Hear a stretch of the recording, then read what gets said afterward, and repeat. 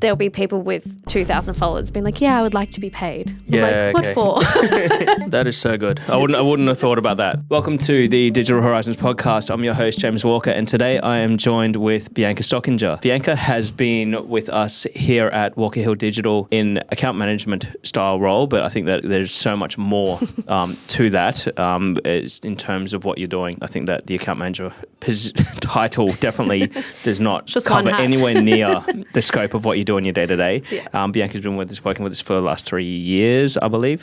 3 years and a few weeks. Nice. Does that mean we missed your 3 years thing? No, in a few weeks. Oh, okay. I thought you said and a few weeks, and that would have been embarrassing because we just fucked that up. I organise everyone's anniversary, so okay. I mean, it would have been me. It would have been your fault. Yeah, not telling someone it was my anniversary. That could have been a problem. Yeah. And so Bianca today is going to be talking to us about how to use ambassadors to amplify your organic social media. Bianca, welcome to the show. Thank you for having me. We've talked about getting you on here for so long. I know. I've always been like, no, I've got nothing to talk about. Well, that's right. We couldn't find a topic. But I was like, hold on. You actually created this whole thing that we do here for clients. Yeah. And so you kind of are the exactly right person to be talking to about this. Yes. And there's so much value that businesses can take away from this because it is pretty much almost a free way of getting exposure for your business and very limited actual output or time required as well to do it. So yeah. Well, I noticed it was something that I did, like it was my bread and butter at my previous role before at Walker Hill, and it was such a strong aspect of my organic socials management there that was something we didn't offer here. So I was like, let's give it a go.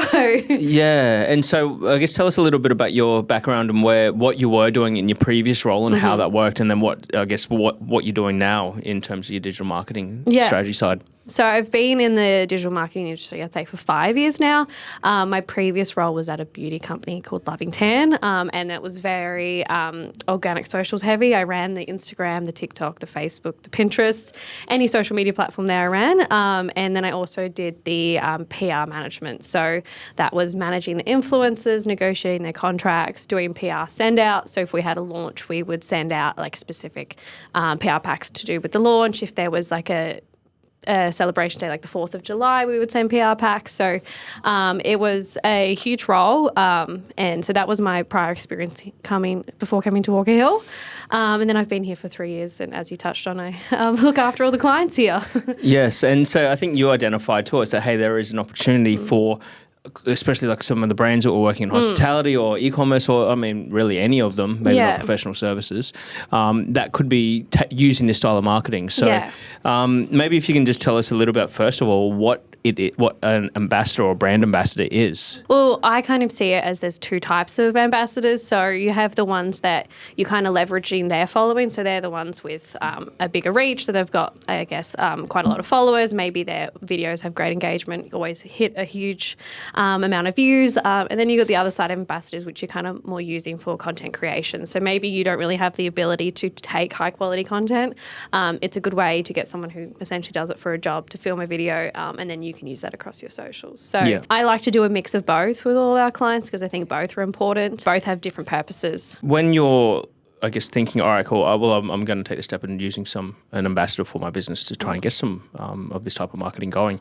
What is it that people should be looking for when they are trying to select an ambassador for the business? Often with the clients that we have that do this, I'll look at a few different demographics that I think they should hit. So say if it's a hospitality brand, I think, they might want foodie influencers there. So people that do food reviews, but then they might want more like mum influencers. Then they might want local influencers. So I try to hit each demographic, so it's kind of essentially 3 different audiences looking at the content and kind of expanding the reach as far as you can. I'll do research into each area.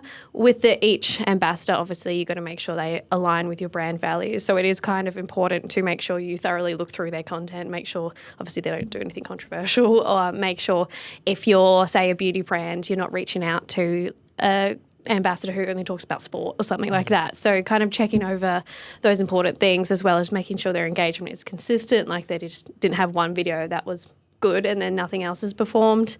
Making sure they're consistently posting. Yeah, I feel like you want to make sure you're doing quality over quantity. Like there's no point just reaching out to anyone who's posted a video and hoping that yours will work. It's really making sure that they align with your brand as well. So I guess you need to look at it as they need to be actually your target audience, Yes, ideally. So exactly. if you've got a men's fashion brand, you're obviously that suits say a 40 plus person. That's the ideal person you're going to be getting. You're not going to be getting a mummy blogger to go and use your products. Well, you'd essentially think about it the same way you think about setting up your meta ads. Like you're setting your target audience there. You're doing your age range, your genders, your locations, and stuff like that. It's the same thing. You got to make sure it aligns with what you want. Otherwise, you're hitting the wrong audience, and it's not going to. People might watch the video, but it's not going to actually translate to anything. Yeah. Well, how do I find these people? Like that all sounds good, but it's like we know that there's people out there. We know that there are people who are probably going to be keen to promote our brand, possibly if you give them something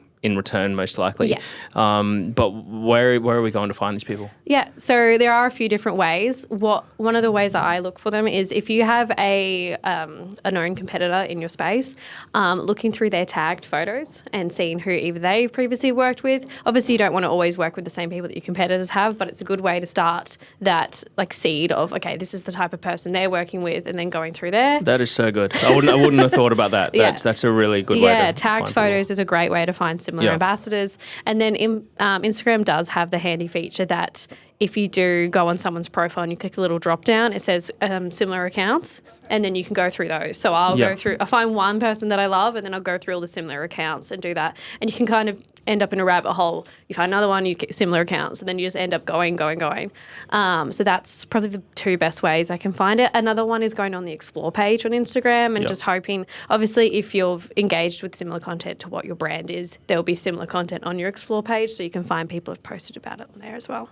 Okay, and like, is there software? Are there other platforms, third party, or do you find that actually just doing it in the app? Like, say I want to find a TikTok person, am I just looking on TikTok, or how are you doing that just in platform? I guess with Instagram and TikTok, there is also the other feature of like the hashtags that you can click on, and you can see people if they've posted Foodie Brisbane before, then you can look at all the people that have posted Foodie Brisbane. So that's really helpful. Yep. I haven't really used any tools. I know there are tools out there like Social Blade and stuff like that. Yep. I prefer just to do it in platform because I feel like it's a little bit easier. But I'm sure there are platforms that do it. Yeah. And so you've got a list of people now. How are you actually managing this process? Because obviously you can't just pick two people and hope that something's going to come out of it because they've got it. You've got to reach out to them and all this kind of stuff. So what's the management process of once you've identified people, what's the next steps from there? Yeah, we do have like a kind of an 8-step process with it because obviously you can reach out to 10 people. One might reply, all 10 might reply. So kind of some parts of it is luck of the draw, especially if you're doing an exchange just for a voucher or a product. You're not paying influencers. At the end of the day, like they are probably getting contacted by a lot of brands. So I guess that kind of segues to the fact that unfortunately the service isn't for everyone in the fact that you need some sort of brand equity. Like if you're contacting an influencer and you have 100 followers, your quality of content's poor, you've got no reason. If you're not offering them anything, they've got no reason to do content for you. So I would say to brands who are looking to do this, make sure you have a strong enough digital presence that ambassadors would have a reason to work with you.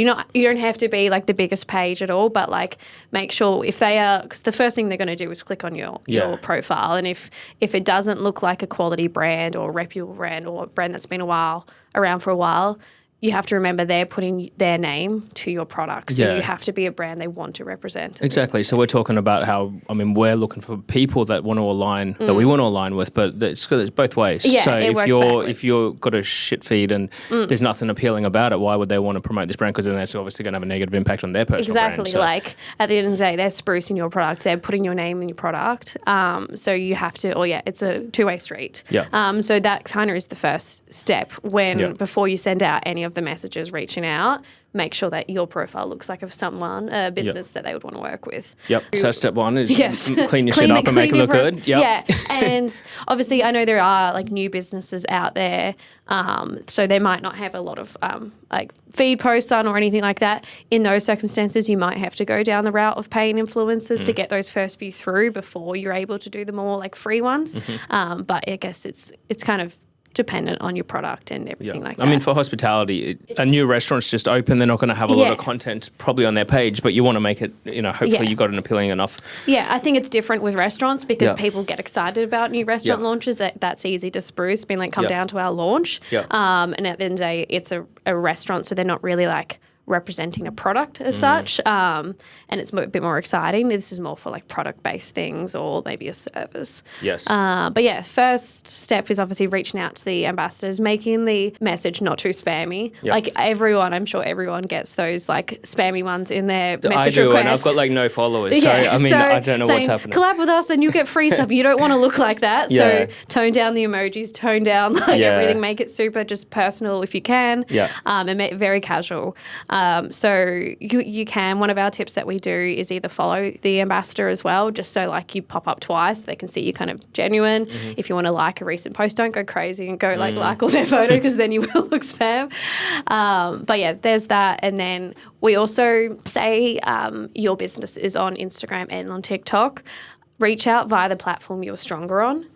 For example, the ambassador might be on TikTok and have a great platform on there, but if you don't have a strong profile on there, don't reach out on there. If you have a great Instagram with a lot of followers, just contact them via there. It just looks a bit more legit than contacting from your brand new profile on TikTok. Yeah. So a lot of I see quite a few actually have an email in their link. Are you just DMing, or are you actually contacting via the contact details that they're putting in the profile? I'll always do DM first. It's a little bit faster. If obviously they're not hearing back or anything like that, try email. It might work. A lot of them that have emails, then they do it because they want to start negotiating money and stuff like that. So, but I mean, you can try any kind of avenue to contact them without harassing them. Yeah. So I'm seeing this kind of like in a spreadsheet, right? So I'm seeing that you've got your list of them. You probably got the message, but I guess before all this, you got to work out what your offer is. Like, what is it you're actually going to message them to entice them to actually want to have anything to do with your brand. Exactly. So it needs to obviously be something of value. You don't want to be stingy because then it's like, why would they do it? So if it's like a hospitality client, we will generally offer them a voucher for them and like a friend to go dine and have a dinner and a drink, so they can get a full experience. Because you also want, at the end of the day, they're taking content, so you don't want them to take a terrible video because all you did was give them like a $20 voucher to go get one thing. Yes. It needs to be also a good video, otherwise it's just not worth it. Well, you want them to have the experience that you're ideally wanting other people to come and pay for that experience, so that you want them to be doing exactly the same thing. So and say, for example, if you're a hospitality business, if you need to, make sure you tell your staff that these influencers are coming. There's nothing worse than like when the staff are not aware, and because you want them to, like, every obviously customer should get a good experience, but these ones you need especially good experiences with. So I'd say that's important. And then obviously if it's a product, making sure like you can obviously stagger it depending on the ambassador, but giving them like a range of products to try, not just sending them a singular product and stuff like that. So we lay it all out in a spreadsheet, and we have the ambassador an example of a good piece of content for them that like we want them to do a similar one of, how many followers they have, their engagement rate, how we're going to contact them and what stage they're at, so we can keep track of them. We give them 3 chances to reply. We do a few different contact methods, and if not, we just mark them as lost. But yeah, we go through each stage. We obviously reach out to them, organise the content, organise the visit, organise the product, whatever it is. And then a really important part of it is sending them an example video of what you want, because realistically, when it is free content, you can't be too strict, like do this, because you're not paying them. They're doing this kind of as a good offer. So sending them an example video of what you want and just being like, I would love if you can create something like this, just so they have guidelines, because sometimes you think they're going to do what you want, then you get the content through and it's like, doesn't hit the mark, and then it's a waste of your time, their time, your product. And in the free circumstances, you can't really ask them to reshoot. Yes. So you're also probably, being that, they you can't stop them from either posting it either. So I guess that's also something that you've got to, when you are vetting and choosing the people you want to work with on this sort of thing, you need to make sure that even if it sucks, it's not going to have a negative impact on your brand. Yeah. So and that's the thing. So like I've worked in both spaces. Like I've worked with like paid influencers that have paid thousands and thousands of dollars. You have the opportunity, they send you the content before you make changes. the final product that goes out is exactly what you want. With the free stuff, they post it before sending it to you. So you just want to have as much of a guide in place that you can, so that what goes up is what you want.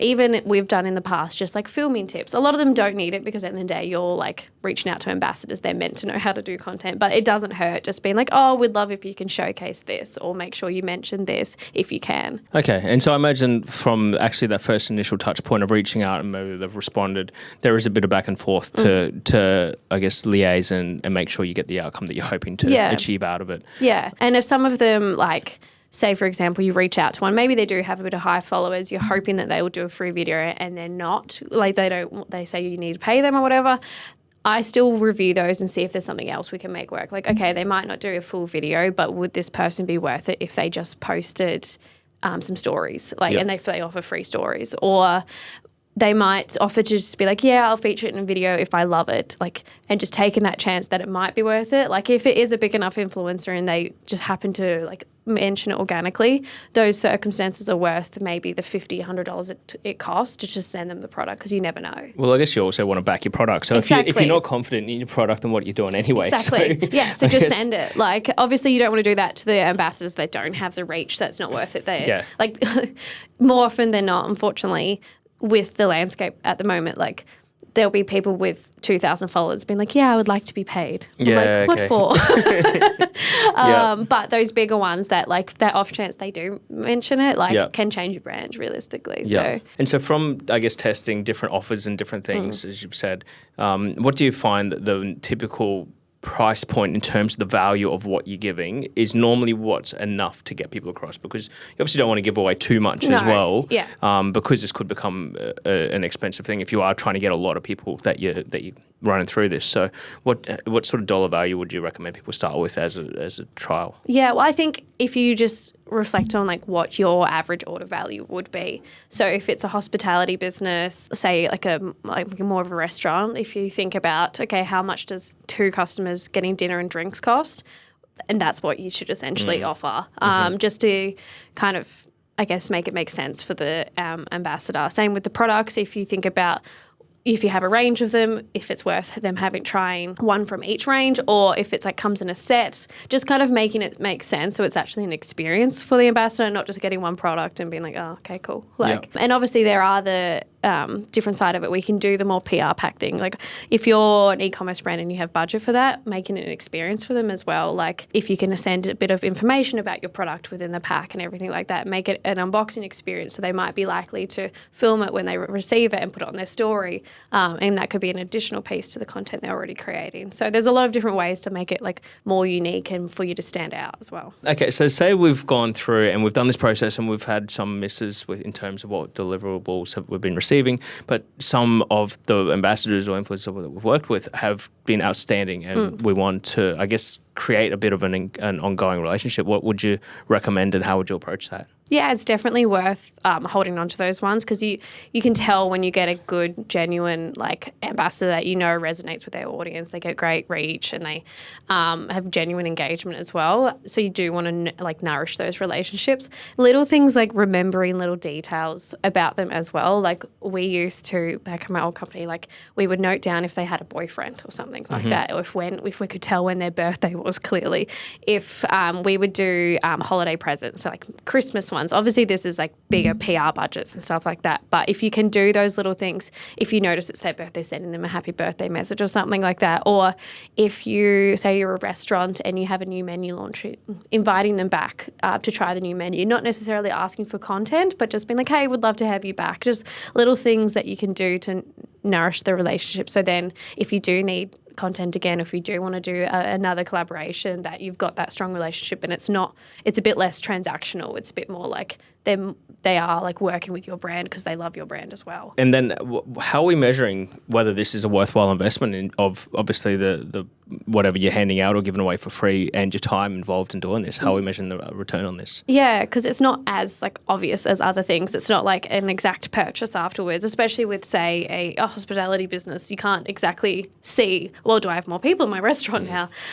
So I think it's always good to check the metrics of each post that goes up. So see how the views went, see how many comments, see if there's likes, shares. Shares is a really good one, especially because that's obviously someone being like, oh, I love this, sending it to their friend or something like that, or saves.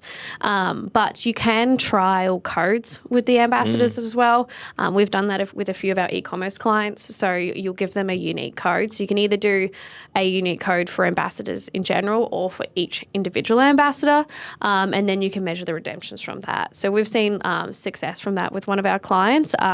You can either put the code on top of the video or in the caption, and then it gives you a direct, like, measurable result from the content. So I've seen quite a few of those even just popping up on my feed with people handing out, like, putting up a code. It's good for measuring, but is there also potential for then being able to make it more worthwhile for the ambassadors? Say, hey, look, if 100 people use this, we'll pay a cash bonus, or we'll incentivize it further from that because you can measure the performance of it. And so that would be like, all right, cool, we're going to give 10% off, but you will also get 5% or something on top of each sale or something like that. Well, yeah, some ambassadors really want to use them because it shows if they're confident in themselves, like they know, well, if I use the code, I know it's going to get redemptions, then I can ask for payment maybe for the next video and stuff like that. So it is important to measure, especially if you see potential in an ambassador and maybe think down the track that you would want to pay them. Having that step of actually seeing, well, okay, they might get 100,000 views, but are those views just views, or are they people actually engaging, being influenced by this person and wanting to buy what they are talking about? And I guess you also got to be cautious of, like, I know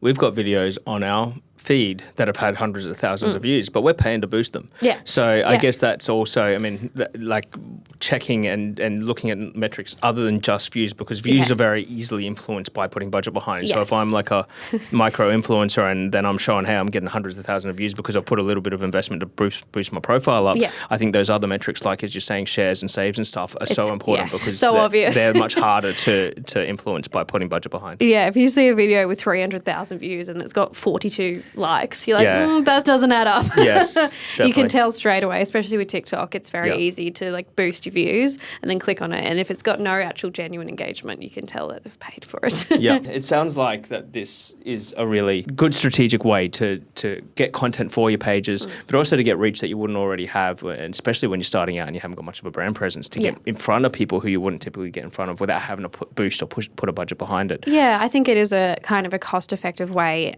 for a business if they don't want to spend a lot on ad spend, if they just don't have the money for it. It can be a really cost-effective way just to get your brand name out there. It's a different kind of way of brand awareness, essentially. It's a bit more of an organic way to do it, and it's, lower budget. Cool. Well, Bianca, thank you for your time today coming on the show. I am definitely going to convince you to come back on again when we can think of another got topic nothing else to talk about. There's got to be something, I'm sure. We will find a topic. We'll find a topic, okay. And thank you for everybody that's been listening to the show today. We'll be back next week with another episode. Thanks. Thank you.